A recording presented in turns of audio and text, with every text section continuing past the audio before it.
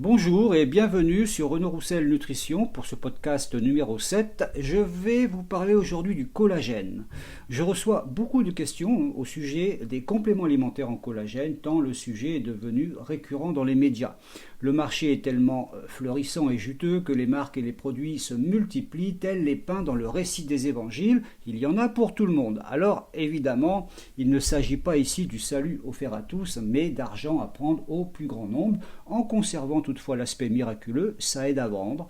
Le collagène en complémentation vous fait une peau de bébé, un air poupon, des ongles solides, des cheveux soyeux et des articulations toutes neuves. Et tout le monde y va de son expertise. De nombreux youtubeurs, plus opportunistes qu'experts en nutrition, bien déterminés à prélever une part du gâteau, s'évertuent à vous expliquer en long, en large et en travers que votre intérêt est de consommer avec avidité ce nouvel élixir de jouvence, de préférence celui qu'ils vous indiquent, car ils ont bien étudié la question, c'est le meilleur du marché actuel et ils vous mettent à l'écran des études, c'est très important de montrer de belles études scientifiques pour convaincre, des études randomisées en double aveugle, des méta-analyses, ça fait sérieux, ça fait celui qui s'y connaît. J'en profite ici pour dire deux mots sur les publications scientifiques d'une manière générale.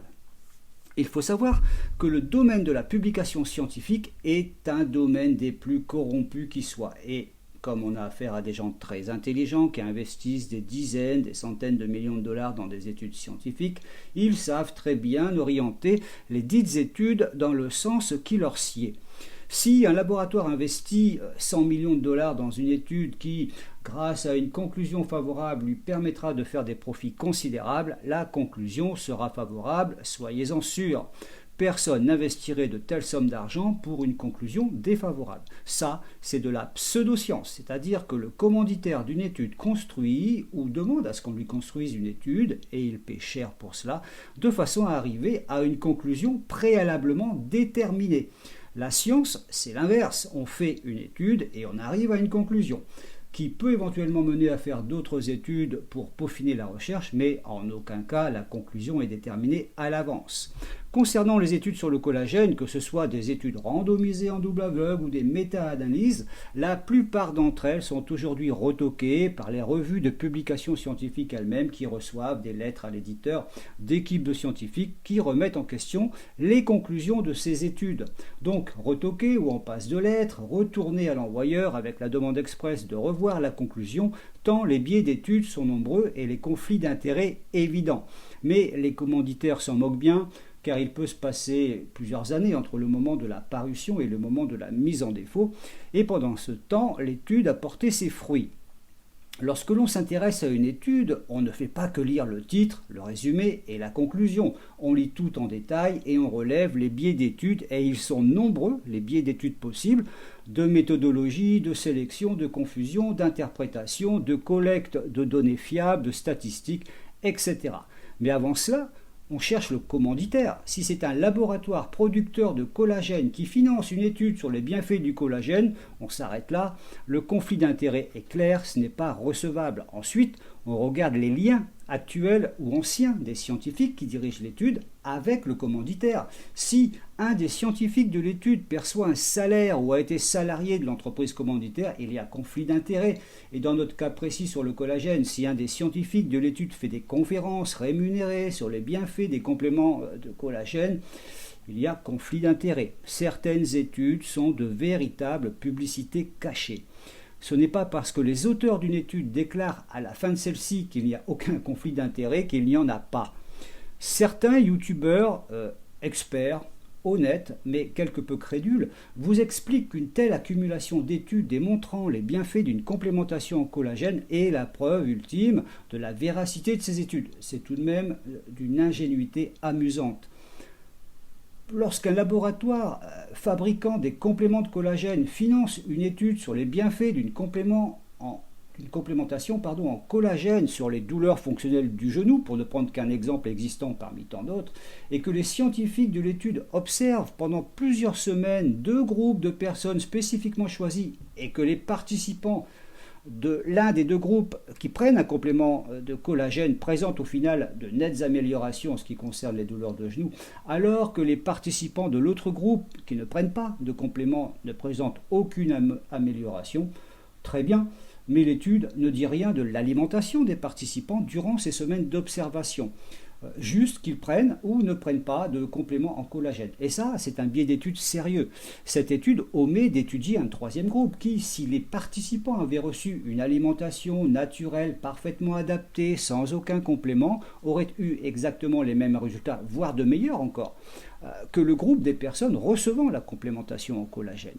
Nous reviendrons plus tard sur cette alimentation naturelle parfaitement adaptée. Ce type d'étude présente des conflits d'intérêts évidents et des biais d'études majeurs. Ces nombreuses études sur les bienfaits d'une complémentation en collagène sont construites de manière à influencer les naïfs, à manipuler les personnes facilement manipulables. C'est ce que font les bonimenteurs depuis toujours, et de manière à influencer les nombreux experts ignorants de la physiologie, ou du moins ceux qui ne la connaissent que superficiellement, et puis pour servir tous ceux qui pourront promouvoir la vente de complémentation, surtout s'ils y trouvent un intérêt pécuniaire. Alors, nous allons parler un peu de physiologie pour remettre l'église au centre du village et pour que vous puissiez démêler le vrai du faux.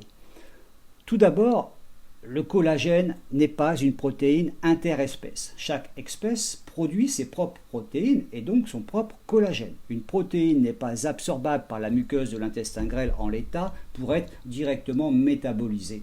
Et c'est fort heureux car si tel était le cas, des réactions immunitaires contre cette protéine étrangère, antigène, seraient violentes, inflammatoires.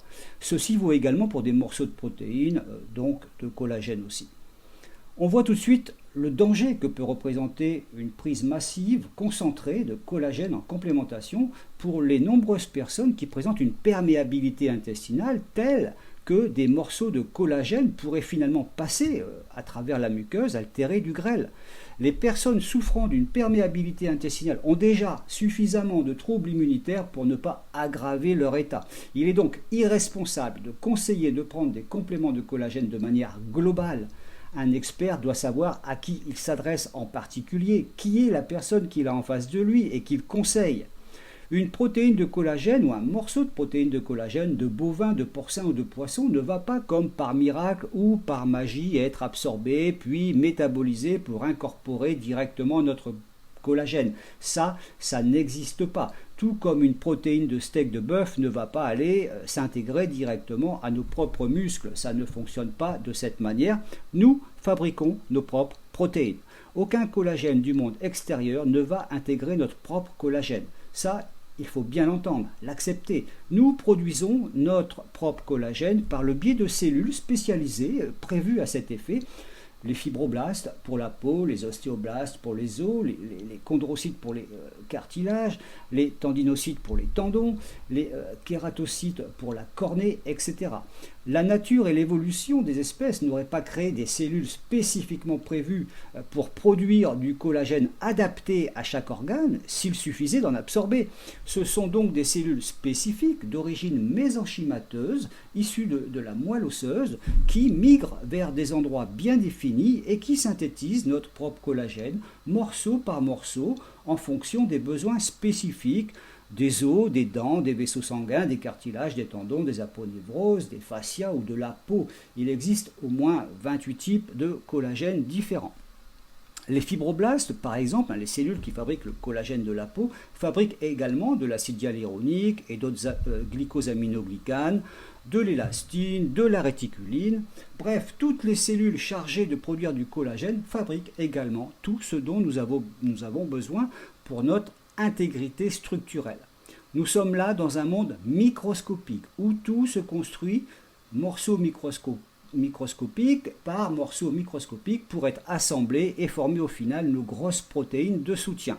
Depuis la nuit des temps, les fibroblastes, gardons cet exemple qui intéresse beaucoup de monde, produisent donc notre collagène dermique à partir d'éléments issus de l'alimentation, des matériaux issus de la digestion des aliments que nous ingérons. D'où l'importance d'une alimentation qui soutienne l'action des fibroblastes, action elle-même dépendante de notre génétique. Les fibroblastes, pour synthétiser notre propre collagène, doivent recevoir certains stimuli à défaut desquels ils finissent par s'endormir et devenir des fibrocytes. Les fibrocytes sont donc des fibroblastes au repos. On parle alors de quiescence, qu'elle soit transitoire ou définitive. Le Stimulus majeur qui rend les fibroblastes très productifs est l'hormone de croissance. On ne va pas se mentir, une peau de 50 ans n'est plus une peau de 20 ans, l'hormone de croissance diminuant irrémédiablement avec l'âge, ce qui fait que de nombreux fibroblastes deviennent des fibrocytes qui ne produisent plus ou très peu de collagène l'âge avançant. L'hygiène de vie est donc très importante pour limiter cette baisse hormonale liée à l'âge. Heureusement, il existe également d'autres stimuli. Les stimulations mécaniques non invasives utilisées en soins dermatologiques ainsi que des massages spécifiques sont assez efficaces pour stimuler les fibroblastes dermiques. L'activité physique raisonnée est également un stimulus intéressant pour les os, les articulations et les tendons dès lors que l'alimentation pourvoit aux besoins en matériaux indispensables. En fait, le stress est un stimulus efficace pour réveiller les fibrocytes et relancer la production de collagène. Un stress appelle une réponse métabolique. Les stimulations mécaniques dont je viens de parler sont en fait un stress doux, contrôlé, qui réveille toutefois les fibrocytes et relance l'expression des fibroblastes. Une exposition exagérée au soleil, par exemple, est un stress violent qui se traduit par un coup de soleil. Il y a alors un certain niveau de destruction du collagène dermique, c'est-à-dire que des microparticules de collagène se détachent des fibres de collagène, migrent dans ce que l'on appelle la matrice extracellulaire, cet espace situé dans le derme, juste en dessous de l'épiderme, dans lequel se trouvent les fibroblastes et les fibrocytes. Ces microparticules, par leur présence, stimulent les fibroblastes ou réveillent les fibrocytes. Ces débris microscopiques de fibres de collagène inhérents au stress induit par le coup de soleil sont des messagers qui alertent les fibroblastes. Et réveillez-vous, il y a destruction là-haut, on s'est fait détruire par un excès d'UV.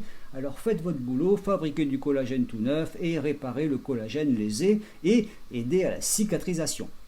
Et les fibroblastes vont répondre favorablement à ces messagers en produisant le collagène réparateur car il s'agit d'un traumatisme qui appelle une réparation. Ce processus est valable pour un collagène vieillissant qui perd des micro-éléments avec le temps, tant que les fibroblastes sont opérationnels et que le métabolisme tourne rond. Nous reparlerons de tout ça. Bien évidemment, un fort stress induit par une trop forte exposition aux ultraviolets est déconseillé. L'exposition aux rayons du soleil sont bénéfiques à condition de ne pas exagérer, c'est-à-dire à condition de ne pas brûler en fonction de la sensibilité de chacun. L'exposition solaire est toutefois un excellent stimulateur des fibroblastes via les infrarouges, ce qui veut dire qu'une exposition au soleil levant ou au soleil couchant, au moment où les ultraviolets ne sont pas suffisamment puissants pour induire des lésions cellulaires, est une excellente méthode de stimulation de production de collagène. Les soins aux infrarouges artificiels sont également très stimulants des fibroblastes. Je reviens sur les microparticules de collagène qui, après un stress destructeur, comme dans notre exemple du coup de soleil, migrent au sein de la matrice extracellulaire et qui stimulent la production de collagène par les fibroblastes. On pourrait alors se dire que consommer du collagène découpé en petits morceaux pourrait avoir le même effet, c'est-à-dire mimer l'effet stimulant des débris de collagène issus d'un stress important, appelant une réponse positive des fibroblastes, des morceaux de collagène externe messagers suffisamment petits pour être stimulateurs des fibroblastes. Malheureusement, je le rappelle, il s'agit là d'un monde microscopique. La taille des microparticules issues d'un collagène vieillissant ou lésé qui stimulent la production de collagène par les fibroblastes est de l'ordre de quelques dizaines de nanomètres. Un nanomètre, c'est 10 puissance moins 9 mètres, c'est-à-dire un milliardième de mètre. Aucun collagène présenté dans les complémentations actuelles n'est de cet ordre de grandeur. Le collagène proposé est des milliers de fois trop grand pour avoir cet effet stimulateur des fibroblastes. Même le collagène hydrolysé, c'est-à-dire du collagène découpé en petits fragments, des peptides de quelques acides aminés, n'offre que des fragments beaucoup trop gros, des centaines de fois trop gros pour escompter le moindre effet stimulateur. Vous pouvez vous renseigner auprès des producteurs, vous les appelez et vous leur posez la question, vous avez le droit de vous renseigner sur ce que l'on vous conseille d'absorber. Quelle est la taille de vos peptides de collagène hydrolysés, s'il vous plaît, parce qu'il ne faudrait pas qu'ils dépassent 50 voire 60 nanomètres. Et là, vous aurez sûrement un grand silence en guise de réponse ou un exprimant la gêne de votre interlocuteur, car cette taille microscopique n'existe pas en production industrielle, du moins pas encore, et ce ne sera pas pour le grand public, mais pour des traitements chirurgicaux hospitaliers bien précis et très onéreux. Hydrolyser, c'est le mot magique utilisé par les producteurs de collagène et les experts entre guillemets en nutrition pour vous persuader définitivement de l'intérêt de leurs produits. Notre collagène est hydrolysé, ce qui veut dire découpé en petits morceaux, prédigérés de façon à être plus facilement absorbable. D'accord. Mais ça ne veut rien dire, juste que l'on nous prend pour des vieillards ou des grands malades au stade terminal avec un système digestif inopérant, incapable de digérer la moindre protéine naturelle entière par ses propres moyens. C'est comme si votre boucher vous disait « j'ai mieux que le steak haché qui permet déjà de moins mâcher, je vous propose de la bouillie de steak. Là vous avalez, c'est directement absorbable. » Eh bien non, même en bouillie, le steak n'est pas directement absorbable. Vous avez juste évité la mastication et anticipé le début du processus de digestion, alors que notre organisme et notre tube digestif font très bien cela par leurs propres moyens et surtout gratuitement. Ils font cela depuis notre naissance. C'est ce que fait le système digestif d'Homo sapiens depuis toujours. Il digère pour rendre les aliments absorbables par la muqueuse de l'intestin grêle.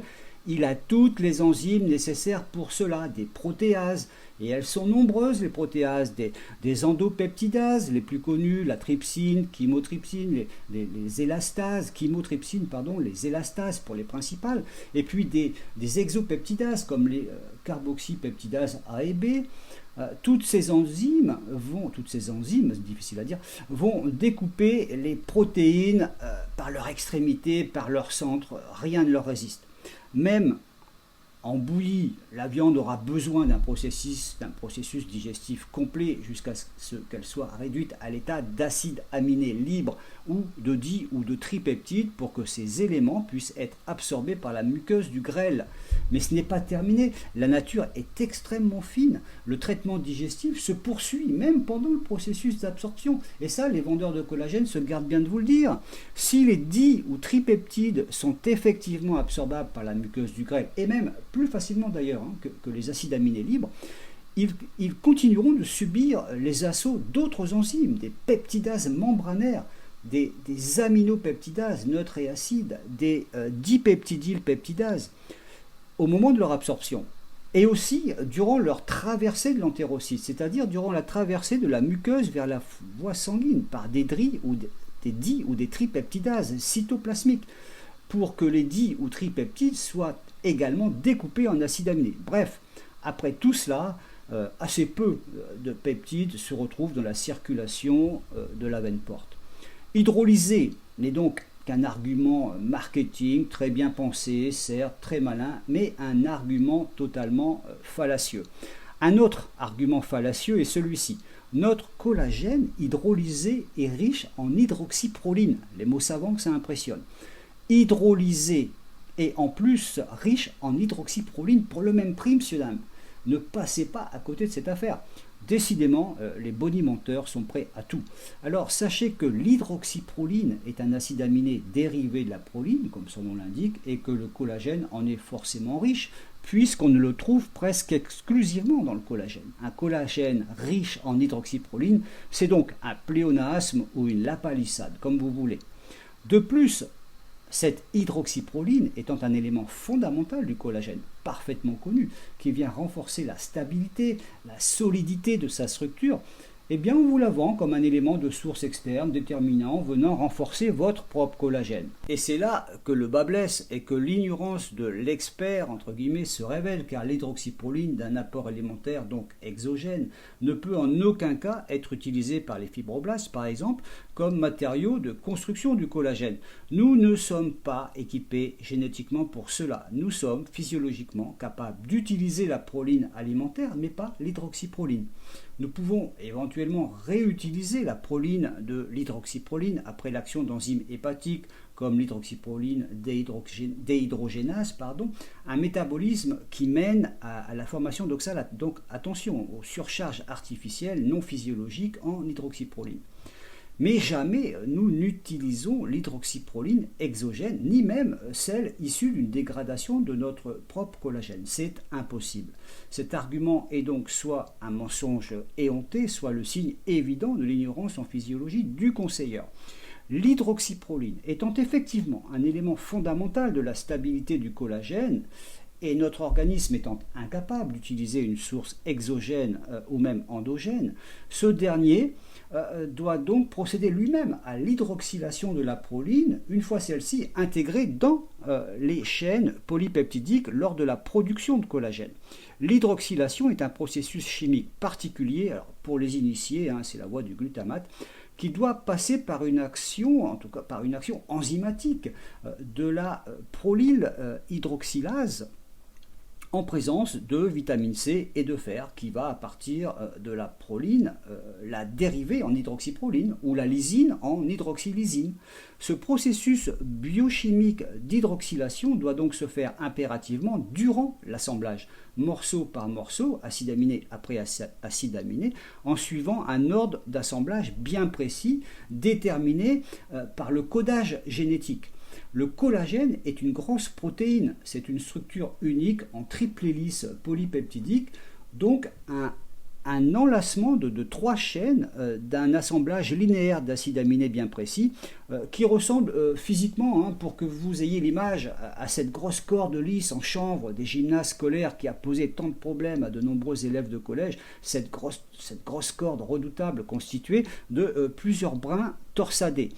Les brins de corde constituant notre collagène sont donc eux-mêmes constitués d'un assemblage linéaire d'acides aminés, mais d'un assemblage qui n'a rien d'hasardeux. C'est une succession de séquences de 3 acides aminés. On parle de répétition de séquences tripeptidiques, très souvent constituées de glycine, de proline et d'hydroxyproline. Dans cet ordre, glycine, proline, hydroxyproline.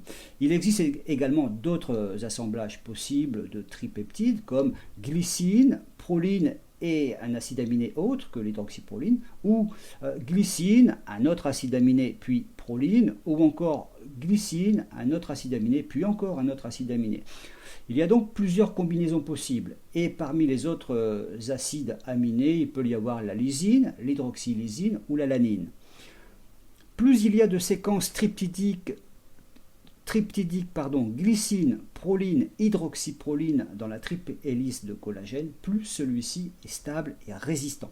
C'est le codage génétique qui détermine la composition élémentaire du collagène, donc des séquences tripeptidiques requises en fonction de la localisation des cellules productrices de collagène. Il y a bien évidemment une communication entre les cellules du tissu résident et les cellules productrices de collagène. Ces dernières codent des informations de position régionale par le biais d'une signalisation biochimique et biophysique extrêmement fine et complexe. Les fibroblastes de la peau, du cœur, des muscles squelettiques et des poumons vont produire un collagène parfaitement adapté à l'organe en question. Le codage qui détermine la succession des différentes séquences tripeptidiques dont nous venons de parler est très élaboré et très fin. La peau doit être résistante mais souple et élastique à la fois. Les os doivent être suffisamment solides pour supporter des contraintes mécaniques très fortes. Ce n'est donc pas le même collagène. On ne voudrait pas avoir une peau dure comme de l'os et des os souples comme du caoutchouc. La nature est très précise et très exigeante quant à l'élaboration du collagène en fonction de sa localisation. Et l'on nous fait croire qu'une vulgaire poudre ou boisson industrielle de collagène hydrolysé de poisson, de porc ou de bœuf peut être absorbée en l'état et venir s'intégrer directement à chacun des collagènes de l'ensemble de notre organisme, du genre collagène ou peptide de collagène passe-partout. Non, je le répète, ça ne fonctionne pas comme ça. La vie animale complexe a plus de 2 milliards d'années d'évolution et a mis au point des systèmes physiologiques, biologiques et biochimiques extrêmement élaborés pour un fonctionnement global, optimal. Et au XXIe siècle, des hommes en blouse blanche disent à d'autres hommes dotés d'un porte-monnaie bien garni de préférence: tiens, bois ça, ça va le faire direct, c'est cher mais ça va le faire. Et l'homme, censé être l'animal le plus intelligent sur Terre, se laisse convaincre en raison de son attirance pour les solutions miraculeuses. Les bonimenteurs savent exploiter la tendance naïve du genre humain.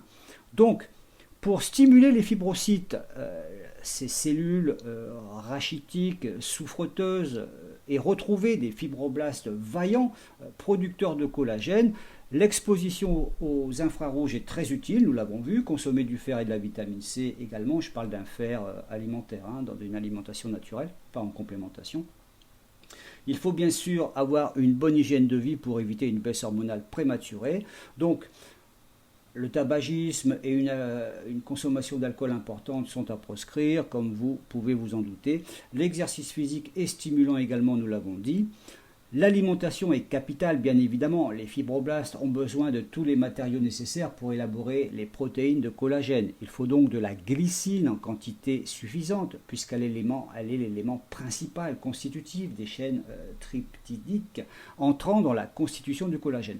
Puis de la proline, de la lysine et de l'alanine. Il est évident que pour construire un mur, il faut des maçons, certes, mais si vous ne leur apportez pas de briques, ils ne pourront rien construire. Et puis, il faut chaque élément dans les bonnes proportions. Si vous voulez confectionner des drapeaux bleu, blanc, rouge, par exemple, et que vous avez 100 pièces d'étoffe bleue, 50 pièces d'étoffe blanche et 2 pièces d'étoffe rouge, eh bien, vous ne pourrez confectionner que 2 drapeaux au final. Et c'est malheureusement ce que l'alimentation moderne induit une carence en matériaux et d'équilibre entre ces matériaux. Les consommateurs diminuant progressivement leur consommation de viande et portant leur choix essentiellement sur les muscles, comme le steak ou le blanc de poulet ou de dinde, qui sont pauvres en glycine et riches en méthionine, ce qui d'ailleurs peut avoir des répercussions néfastes, comme une hyperméthylation, mais ce n'est pas le sujet du jour. L'Homo sapiens d'aujourd'hui ne consomme plus les éléments carnés comme il le faisait autrefois. Il n'y a pas très longtemps de cela, les gens consommaient un animal du museau à la queue, donc organes y compris, intestin, estomac, les bas morceaux, la cervelle et la moelle. Ils faisaient des bouillons d'os, d'articulation et de peau. Bref, la consommation de glycine était nettement supérieure à celle de la méthionine, alors que de nos jours, l'apport en méthionine est très largement supérieur à celui de la glycine, par défaut de consommation des organes riches en glycine. Ce qui veut dire qu'il est parfaitement possible, en revenant à une alimentation carnée riche en glycine, de pourvoir l'organisme en l'ensemble des éléments fondamentaux nécessaires à l'élaboration du collagène et à la stimulation des fibroblastes. En cela, une alimentation adaptée, c'est-à-dire qui correspond à notre fonctionnement génétique, sera toujours supérieure à un apport artificiel, manufacturé et coûteux de surcroît, comme un apport de glucides ou de collagène en poudre. Car l'aliment naturel apporte un totum d'éléments qui induit une synergie forte et qui représente un message épigénétique qu'attend notre génétique pour entrer dans un fonctionnement optimal. L'ingestion d'un bouillon à l'os avec de la peau et des articulations, une viande gélatineuse, sera un message épigénétique que recevra la génétique pour entrer en action. Ok, tu veux des os solides, une peau souple, des ongles en bon état, des cheveux épais, des articulations saines, je reçois le message et puisque tu m'apportes les matériaux, ça roule, je lance la production.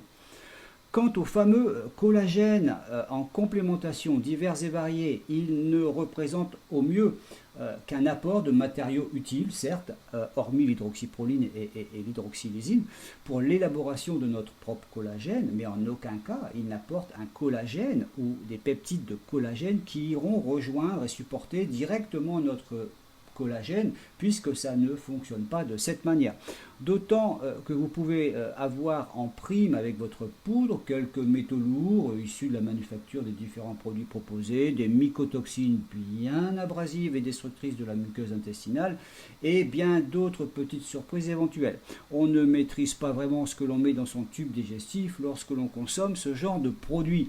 De plus, les aliments naturels riches en glycine, donc en gélatine, je le rappelle, apportent un totum d'éléments nutritifs bien supérieur aux simples matériaux nécessaires à l'élaboration de notre propre collagène, un apport nutritionnel très complet qui aura un effet synergique que n'aura pas une poudre industrielle issue d'éléments dénaturés. La nature n'aime pas ce que l'on fait sans elle. Un Homo sapiens qui ne mange pas comme un Homo sapiens doit s'attendre à supporter des conséquences physiologiques et immunitaires parfois sévères. Pour que les fibroblastes fonctionnent correctement, il faut que le métabolisme fonctionne correctement également. L'inflammation chronique, l'hyperinsulinisme et l'insulinorésistance mettront à mal de toute façon le fonctionnement sensible des fibroblastes et autres cellules productrices de collagène et ruineront toute espérance de production efficiente. Avant de conseiller des poudres miraculeuses, les conseilleurs et vendeurs de rêves feraient mieux de s'occuper du niveau d'inflammation chronique et d'insulinorésistance qui sévissent de plus en plus au sein de la population et de veiller à régler tout problème de perméabilité intestinale et de troubles immunitaires inhérents, ainsi qu'à améliorer la sensibilité à l'insuline et l'autophagie. Lorsqu'une personne possède une flore riche, une bonne muqueuse, un bon nerf vague, une bonne autophagie et qu'elle s'alimente comme sa physiologie s'attend à ce qu'elle fasse, il n'y a absolument aucun intérêt à consommer des compléments alimentaires de collagène. Alors pourquoi tant de personnes estiment tirer un bénéfice d'une complémentation en collagène ? Hormis l'effet placebo qui peut représenter 30% voire plus d'une amélioration quelconque constatée, et 30% c'est énorme, le bénéfice peut tout simplement venir des acides aminés apportés par la complémentation en raison d'une carence alimentaire, c'est-à-dire en raison d'une alimentation inadaptée. Une alimentation adaptée évitera donc des dépenses inutiles. Mieux vaut reporter son budget collagène en complémentation sur des aliments naturellement riches en collagène, en acide hyaluronique et en plein d'autres choses très utiles. Mais dans tous les cas, sachez que l'insulinorésistance et une inflammation chronique corrélée à une dysbiose, à une altération de la muqueuse de l'intestin grêle, une immunité perturbée, doivent être réglées pour espérer un fonctionnement métabolique correct, y compris la production de collagène. J'espère vous avoir apporté de nouvelles connaissances et des éléments de réflexion afin de faire vos choix en toute connaissance de cause. Si vous trouvez cet audio utile, n'hésitez pas à le partager. À très bientôt.